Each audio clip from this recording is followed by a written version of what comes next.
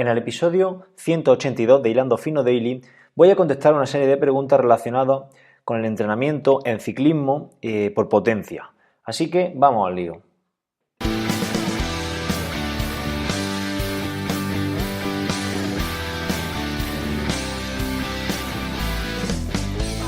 Buenos días, tardes o noches familia, bienvenidos a este episodio 182 de Hilando Fino Daily, el lugar donde expreso todo aquello que se me va pasando por la cabeza sobre el deporte en general y el triatlón en particular.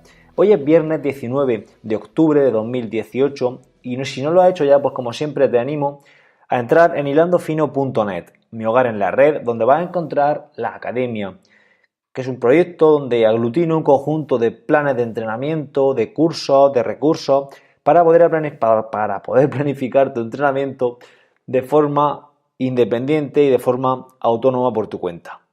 Bueno, recordaros que esta semana he sacado un curso sobre entrenamiento de fuerza, sobre la importancia de la fuerza en deportes de resistencia, cómo aplicarla, planificación, ejercicios que yo utilizo, qué criterios tienes que utilizar, o mejor dicho, qué criterios uso yo para seleccionar esos ejercicios o esos ejercicios que incluyo en los programas de fuerza. En definitiva, bueno, un curso que lo tienen ya disponible todos los suscriptores y bueno, pues si quieres echarle un vistacillo, pues puedes darte de alta como suscriptor, que hasta el 31 de octubre, ya quedan pocos días, tiene un coste de 5 euros mes, ¿vale? A partir del 1 de noviembre subirá la suscripción a 10 euros, donde ya se quedará casi de forma permanente en esos 10 euros. Bueno, vamos con el episodio de hoy.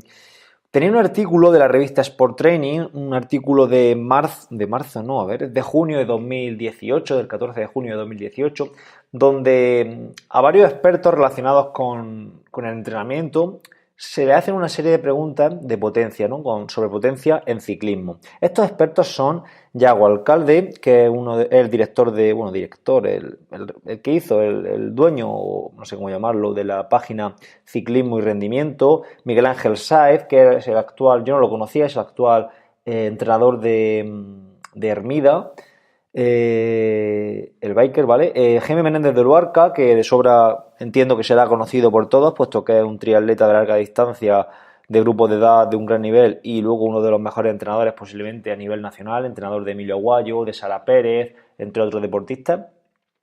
Y bueno, y por último, Roberto Cejuela, que es entrenador del equipo de la Universidad de Alicante y bueno, docente en esa universidad y además un buen amigo. Bueno, las preguntas las voy a ir leyendo y lo que voy a hacer un episodio un poco diferente a lo que vengo haciendo hasta ahora. Lo que he hecho ha sido, sin leerme el artículo porque lo tenía por ahí aparcado y no lo he leído, lo que voy a hacer va a ser contestar yo a las preguntas que hay y la semana que viene voy a leer el artículo, lo voy a analizar exhaustivamente todo lo que dice cada uno de estos profesionales acerca de estas preguntas. Y os voy a hacer un pequeño resumen del artículo porque sacando la idea más interesante o lo que yo crea que es más de interés para todos vosotros y lo comparto aquí en el podcast, ¿vale? El artículo lo tenéis en las notas de este episodio, de este programa, por si queréis verlo y leerlo antes de que yo haga ese pequeño análisis de ese artículo, ¿vale? Bueno, vamos con las preguntas, que no se nos vaya más esto de madre. Vamos a ver, la primera dice: ¿cuáles consideras que son las ventajas y desventajas de entrenar ciclismo por vatios respecto a otros parámetros de control? Bueno, deciros que ahora cada uno de estos expertos en el artículo da su respuesta a cada una de las preguntas, ¿vale? Bueno, en cuanto a esta pregunta, las voy a contestar de forma muy breve, pues entrenar por vatios en ciclismo nos va a dar un control más exhaustivo de la intensidad, ¿vale? Por ejemplo, la frecuencia cardíaca tiene una respuesta muy lenta a la hora de controlar el entrenamiento, ¿vale? La intensidad del entrenamiento. Entonces, claro, cuando hagamos series sobre todo cortas, de forma que estén por encima de nuestro umbral de potencia o de nuestro umbral de frecuencia cardíaca, pues la relación entre intensidad y frecuencia cardíaca no va a ser lineal, ¿vale? Entonces no va a ser un buen control, no va a ser un buen parámetro para controlar esa intensidad. Otros parámetros de control, bueno, pues en ciclismo la velocidad no nos sirve, más parámetros de control podría ser la percepción de esfuerzo, que yo la entiendo mucho más interesante que la frecuencia cardíaca, puesto que la percepción de esfuerzo no se modifica en cuanto a las zonas se refiere, es decir, las zonas de potencia se pueden ir modificando, las zonas de intensidad se pueden ir modificando, pero la percepción de esfuerzo dentro de cada una de esas zonas sigue siendo la misma. Entonces, si la tenemos entrenado, puede ser una buena forma de controlar esa intensidad en el entrenamiento. Bueno, vamos con la segunda pregunta. A través del entrenamiento por vatios, ¿qué puntos fuertes y qué puntos débiles se pueden identificar tanto en ciclistas como triatletas? A ver, que la relea otra vez porque ni la había leído antes. A través del entrenamiento por vatios, ¿qué puntos fuertes y puntos débiles se puede identificar? Vale, yo entiendo que aquí lo que preguntan es cómo qué puntos fuertes y qué puntos débiles de ese perfil del deportista se puede identificar. Pues, por ejemplo, podemos identificar si tiene una deficiencia en su capacidad aeróbica, si, por ejemplo, está haciendo series de sprint y no consigue llegar a unos determinados vatios absolutos, ¿vale? Bueno, incluso vatios kilo también podemos mirarlo, aunque bueno, en los sprints es mejor mirar vatios absolutos. Pues vamos a ver esa carencia de vatios, y si sabemos que para rendir a alto nivel o rendir a un nivel decente en una determinada prueba hay que llegar a unos determinados niveles de rendimiento, pues vamos a ver si ese deportista está preparado para esa prueba, si tiene que entrenar o si directamente es mejor que se dedique a otras pruebas. Esto en alto rendimiento, evidentemente. A nivel amateur, pues claro, pues vamos a ver si, por ejemplo, sabemos que nosotros en nuestro mejor momento de forma hemos estado entrenando a FTP, por ejemplo, a, no sé, 4,5 vatios kilo o 4 vatios kilo, 3,8, pues vamos a ser capaces de identificar si ahora en este preciso momento o si cuando vayamos a ir a una competición futura en ese momento vamos a estar en nuestro mejor estado de forma o si por el contrario nos falta o estamos incluso mejor que antes, ¿vale? Vamos a poder identificar esos puntos fuertes y puntos débiles en nuestro estado de forma, por así decirlo. Bueno, más cosas. ¿Qué test consideras que es el más interesante para medir o estimar la zona de entrenamiento según los vatios? Bueno, pues esto ya hablamos con Diego Javier Muñoz en el episodio de Triatlón y otras drogas, donde hablamos de vatios. Fue un episodio que os lo he recomendado por activa y por pasiva, y os lo vuelvo a recomendar porque Diego es un experto en esto, ya muchísimos años metido en esto, muchísimos años entrenando como deportista, incluso de alto rendimiento con potenciómetro, y creo que nadie mejor que él para hablarnos de vatios y de ciclismo. En cuanto a los test, pues el test de 20 minutos, que es el test más típico, más clásico que hay, es el test más interesante porque es más corto que el test de una hora. Con el test de 20 minutos, que propone Andrew Kogan en su libro, vamos a estimar nuestro FTP, que sería la máxima intensidad que podemos aguantar durante una hora, ¿vale? ¿Qué pasa? Que una hora es un intervalo de tiempo muy amplio y muy duro para un deportista normal o para un deportista de nivel amateur de realizar, ¿no? Entonces se hace el test de 20 minutos, que es más corto, y se multiplica el resultado de vatios medios por un valor, por un factor iba a decir de correlación, no es de correlación, no me saldrá la palabra, de corrección, perdón, un factor de corrección para bajar esos vatios. Por ejemplo, si tenemos 300 vatios en ese test, lo multiplicamos pues en función de una serie de variables, lo vamos a multiplicar por 0,95, 0,92, ¿vale? 0,90, depende, lo normal es que se multiplique por 0,90, 0,92, ¿vale? Para bajar esos vatios a 300, no sé, a 290, 285, que sería la intensidad que podemos llevar en una hora. Como ejemplo, yo hice el test de 20 minutos, me salieron unos 290 vatios de intensidad, y al poco tiempo, precisamente cuando estaba en los Pirineos, había un puerto, concretamente Otakam, que los aficionados al ciclismo lo conocerán porque fue donde ganó el bueno de Javier Ochoa, y ese puerto tenía creo que eran 14-15 kilómetros de subida, y bueno, para subir estimé que eran más o menos una hora de esfuerzo. Pues empecé desde abajo hasta arriba a tope, y me salieron 291 vatios medios subiendo, ¿vale? Precisamente justo a mi umbral, ¿vale? Entonces, pues bueno, una buena forma de contrastar si ese test ha ido bien. Bueno, vamos con la siguiente pregunta. Dice, ¿cada cuánto tiempo es conveniente repetir el test? Se refiere al test de medición de zonas de entrenamiento, el test de FTP.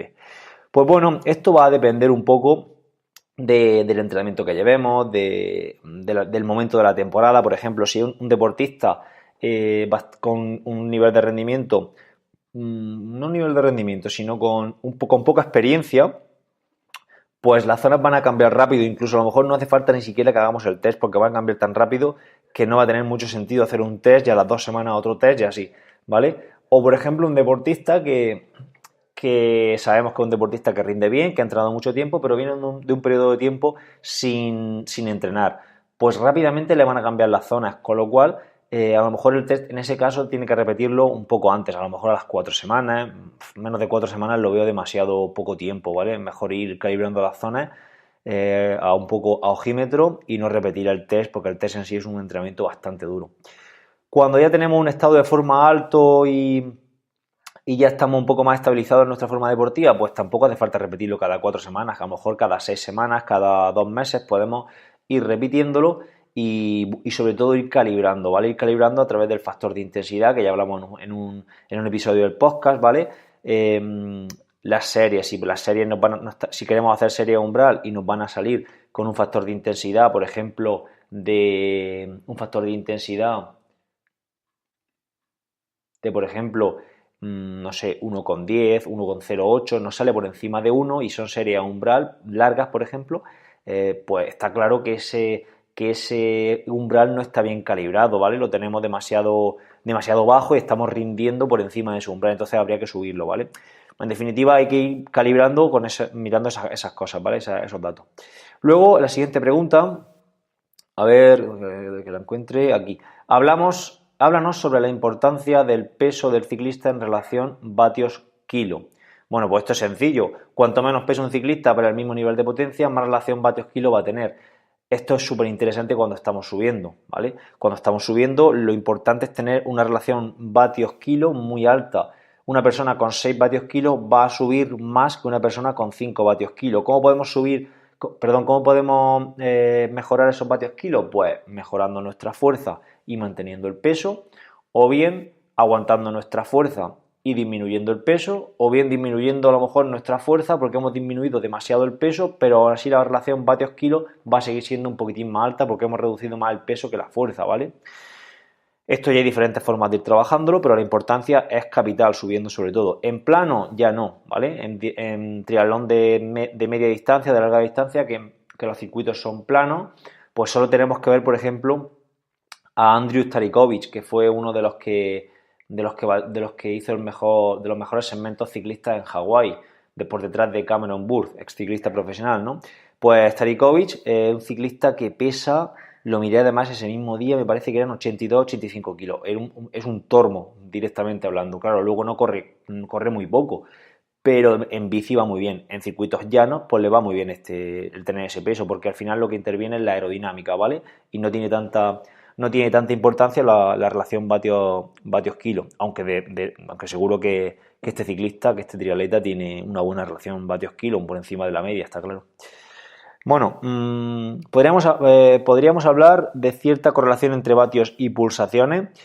Cierta correlación sí que hay, sobre todo a niveles aeróbicos, ¿no? Por debajo del umbral o del FTP. Sí que se sabe que hay una cierta relación entre vatios y pulsaciones, ¿vale? Depende del día, depende de la hora del día, depende de si vamos de pie, de si vamos sentados, depende de nuestro nivel de fatiga y demás, pues esa correlación será mejor o peor, pero cierta correlación sí que se puede decir que hay. Por encima de ese umbral, la correlación ya se pierde. ¿Qué es la curva de potencia crítica y cómo se utiliza en la planificación del entrenamiento? ¿Qué es la curva de potencia crítica y cómo se utiliza en la planificación del entrenamiento? Vale, la curva de potencia entiendo que se refiere al perfil de potencia. Es la curva que es una gráfica, es una curva que se establece y que relaciona niveles de potencia medios para diferentes periodos de tiempo. Por ejemplo, la potencia media que somos capaces de mantener durante 60 minutos, durante 30 minutos, durante 20 minutos, durante 10 minutos, 5, 1, 30 y 5 segundos. Creo que esos son los que vienen por defecto. Aunque bueno, podríamos sacar nuestra potencia media en cualquier intervalo de tiempo. Con esto lo que conseguimos es establecer a lo largo de la temporada una curva de potencia donde las diferentes aplicaciones de análisis van a coger los mejores datos de todo el año en esos intervalos de tiempo. De tal modo que vamos a ser capaces de tener nuestra curva de potencia y de saber en qué franja de tiempo somos mejores, ¿vale? Por ejemplo, hay deportistas que a nivel aeróbico pues son muy buenos, entonces tienen un buen nivel de vatio en esos valores altos altos en cuanto a tiempo de la gráfica, ¿no? Por ejemplo, en la potencia media en 60 minutos, potencia media en 30 minutos. Luego hay deportistas que son muy, muy potentes, muy anaeróbicos, ¿no? Entonces van a tener una buena relación vatios kilo en la potencia media en 5 segundos, potencia media en 10 segundos, 30 segundos, ¿vale? Hasta un minuto, pero por encima de ahí, ya en comparación con los otros, pues no se va a tener no van a tener tan buenos valores de esa potencia media, ¿vale? Incluso se pueden comparar unos con otros, en definitiva, pues para ver qué deportistas van a rendir mejor en una especialidad o en otra. Vale, tu opinión sobre la estimación de vatios en los rodillos de entrenamiento. Esto es algo sobre lo que me gustaría a mí investigar un poquitín más, porque yo, por experiencia propia, los vatios cuando hago rodillo son fácilmente 20-30 vatios menos, porque la hidratación no, perdón, la ventilación es menor, el cuerpo no termorregula igual, ¿vale? Y entonces los vatios al final caen un poquitín. Yo ya os digo, cuando voy a hacer serie en el rodillo, directamente le quito unos 20-25 vatios sobre lo que ya tengo establecido en carretera, ¿vale? De todas formas, esto yo lo hago un poquito a ojo y yo os recomiendo pues que lo hagáis también un poco por percepción de esfuerzo. También el entrenamiento en rodillo no es algo que sea común, sino que es un extra, por lo menos para mí es un extra, es algo que hago de forma esporádica y tampoco le doy mucha importancia a las zonas de entrenamiento en el rodillo. Si utilizaréis el rodillo de forma muy frecuente, pues yo creo que lo interesante sería establecer unas zonas de vatios para rodillo y luego tener otras zonas de vatios para afuera. Yo veo lo más interesante si entrenáis en rodillo con mucha asiduidad, ¿vale? Vale, otra pregunta, que nos quedan dos, ya llevamos 17 minutos casi. ¿Qué opinas sobre la regulación y control de esfuerzo en competición mediante medidor de potencia? Pues vaya, en media y larga distancia va a ser básico, va a estar muy bien, aunque ojo, no perdamos la chapeta, no perdamos la cabeza con el potenciómetro, porque en ocasiones a lo mejor no vamos a ir a los vatios que deseamos y nos podemos venir abajo, ojo. Vamos a tenerlo ahí, lo vamos a ir mirando, nos va a servir para regular el esfuerzo, pero si llegamos a un plano donde no nos suben los vatios, pues oye, pues vamos a ir por percepción de esfuerzo y no nos vamos a reventar para intentar colarnos en la zona de vatios que nos toca, porque a lo mejor nos estamos pasando, ¿vale? Entonces, regulación y control de esfuerzo por vatios sí, pero con cabeza. Y luego en pruebas de drafting con rueda, donde se podía rueda, vaya, pues directamente yo no lo utilizaría. A lo mejor imaginaros una prueba, si habéis ido a Fuente Álamo, por ejemplo. Fuente Álamo tiene un puerto de 12 kilómetros, es con drafting, pero claro, la primera parte de la prueba es un puerto que va picando para arriba, para arriba, para arriba, y los últimos 2-3 kilómetros son muy duros. Pues en ese caso, quizá a lo mejor el potenciómetro sí que lo utilizaría. Si voy desde el principio en un grupo que sé que mi FTP son 290 y me llevan a 340, 350, y sé que son 12 kilómetros de subida, pues evidentemente o queda un kilómetro de subida para yo poder aguantar esa intensidad, o como me queden 6-7, pues me van a reventar, me van a fundir, con lo cual ahí sí que también podemos utilizarlo. Cuando vamos en plano, que vamos metidos en un grupo, que vamos dando algún relevo y demás, pues no hace falta mirarlo. Podemos llevarlo para luego analizar las mediciones de potencia máxima y demás, pero poco más. Vale, y yo creo que ya es la última. ¿Qué medidores de potencia recomiendas? ¿Qué diferencias existen entre unos y otros? Pues en cuanto a dispositivos, en cuanto a diferencia entre unos y otros, yo tampoco es que sepa mucho de estos dispositivos, de las diferencias. Sé que hay que la medición de potencia se produce por la deformación de las diferentes cargas extensiométricas que tienen, pero poco más. Sé que hay unos que van en la biela, otros que van en la araña, otros que van en el buje, otros que van en los pedales, otros que van en el buje trasero. Entonces, en el buje he dicho antes, no, en el buje no, me refería en el eje pedalier. Entonces, bueno, en el eje pedalier, ahora mismo no sé si van, creo que no hay potenciómetro en el eje de pedalier, están en la araña, como por ejemplo el SRM, en la biela, como por ejemplo el Quartz, y los pedales, sí, eso sí, seguro, porque yo tengo el de pedales, y bueno, y en el buje trasero, pero creo que en el pedalier no va ninguno, ahora me quedo un poco así en blanco. Bueno, la cuestión, los que yo recomiendo, pues yo recomendaría, el que tengo lo recomiendo, que es el Favero Axioma. El primer mes no lo recomendaba porque se me partió un pedal, pero yo creo que fue algo, se me partió la pieza donde encaja, yo creo que fue algo fortuito, no le di ningún golpe, pero se partió y se me salía la cala. Entonces tenía bastante problemas con eso y me lo cambiaron, el servicio postventa bastante bueno, me lo cambiaron sin problema. Entonces, yo ahora, desde entonces, eso fue hace ya un año, vamos, ningún problema, lo he cargado muy pocas veces, tarda la batería en gastarse muchísimo, lleva batería, lo recomiendo bastante. El de Garmin, evidentemente, también, Garmin es Garmin y al final todo lo que va creando es de calidad. Y luego de los de PowerTab, también de pedales, ¿vale? Y en cuanto a araña, sería el siguiente nivel que yo recomendaría, el de araña. El Power 2 Max, yo no lo tengo, pero tengo referencias de amigos que lo tienen y me han dicho que relación calidad-precio es de lo mejor que hay. De hecho, lo está utilizando el Movistar en su equipo, así que por algo será. Y bueno, y luego el de buje trasero también lo tuve, pero no le saqué partido y bueno, es algo que está ya en desuso, con lo cual yo en primer lugar recomendaría pedales para poder cambiarlo de una bici a otra y en segundo lugar araña, ¿vale? El Power 2 Max. Bueno, y el SRM, pero claro, a ver quién accede a un SRM que vale 3.000 euros. Bueno, ya está, no voy a hablar más por hoy, que llevo 20 minutos, este episodio se me ha ido bastante, pero bueno, yo creo que las preguntas han sido interesantes y ya os digo, la semana que viene, si no lo habéis leído antes, pues yo voy a contestar lo que dicen estos expertos acerca de potencia, ¿vale? Ahora os dejo. Voy a grabar un episodio de la Academia al Desnudo, ¿vale? Creo que es el tercero ya, no estoy seguro. Para los que estéis suscritos, que lo sepáis, y los que no estéis suscritos a la Academia, pues podéis escucharlo igualmente, evidentemente. No le voy a prohibir a nadie la escucha, más que nada porque no tengo forma. Bueno, nada, os dejo, gracias por estar ahí, por escucharme, muchísimas gracias por las suscripciones a la Academia, muchas gracias también por las diferentes valoraciones, los me gusta y tal en las diferentes plataformas de escucha. Ya nos escuchamos, mejor dicho, el próximo lunes. Pasar un buen fin de semana. Adiós.